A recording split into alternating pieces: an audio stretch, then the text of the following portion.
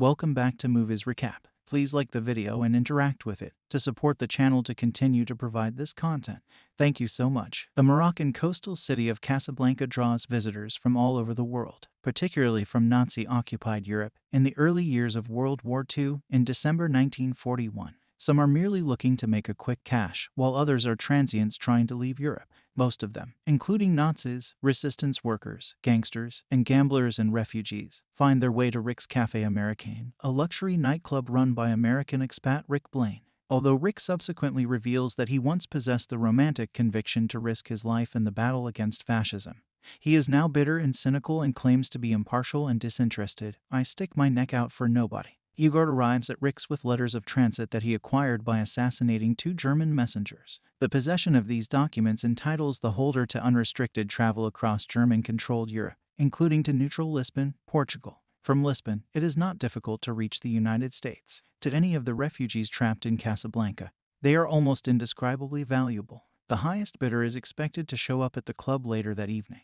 and Ugart intends to make his fortune by selling them to him. Ugart is nonetheless taken into custody by the police, led by Captain Louis Renault, prior to the exchange. Renault, a dishonest Vichy official, collaborates with the Nazis. Ugart had left the letters with Rick for safekeeping, unbeknownst to Renault and the Nazis, because, somehow, just because you loathe me, you're the only one I trust. Rick meets the tiny group of Nazi officers in charge of Casablanca through Renault. One of them is Major Strasser, who is in Casablanca conducting a staff inspection and who makes no effort to conceal his mistrust of Rick. Strasser even asks Rick if he can envision the German war effort reaching the United States coasts, including New York City. There are parts of New York, Major, that I wouldn't advise you to try to invade, Rick sternly cautions him. Rick's life is soon re-entered by the source of his bitterness. Victor Laszlo and Ilse Lund show up to buy the letters. Laszlo is a well-known figure in the Czech resistance who escaped from a detention camp.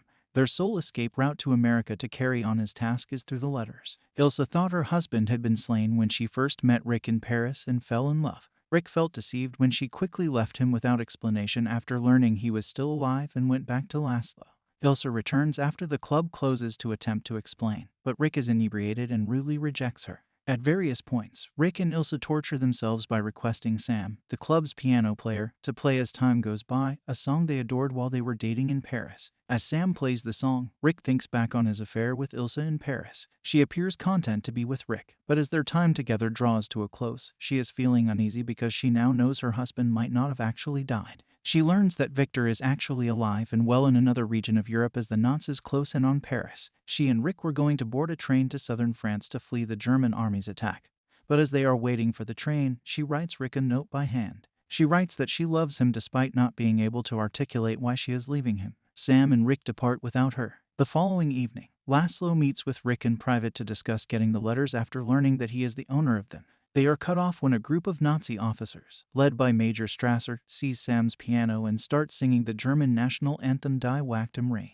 Laszlo, who is enraged, instructs the house band to play La Marseillaise in support of occupied France. Rick nods as the band leader looks to him for advice. At first, Laszlo sings by himself, but as the mob joins in, long-repressed nationalist enthusiasm drowns out the Germans. Renault is instructed to close the club by Strasser as retribution. Ilse confronts Rick in the abandoned cafe later that evening. Even when threatened with a gun, he won't give her the documents. She declares that she still loves him while being unable to shoot. She thinks that because Rick decided to assist Laszlo, she will remain when Laszlo departs. Due to a minor charge, Laszlo is in jail. By proposing to frame him for a much more serious offense, possession of the letters of transit, Rick persuades Renault to free Laszlo. Renault, however, was duped by Rick, who then compelled him to help in the escape under duress. Rick forces Ilse to board the plane for Lisbon with her husband at the very last second, warning her that she will regret staying. Maybe not today, maybe not tomorrow, but soon and for the rest of your life. Renault had tipped off Major Strasser, who arrives, but when he attempts to get involved, Rick shoots him. Renault tells his men that Strasser is dead, covers for Rick by telling them to gather up the typical suspects, and then advises that they both leave Casablanca when his men arrive. Louis, I think this is the start of a fantastic friendship, says Rick as he and Renault walk into the fog with Renault urging they join the resistance.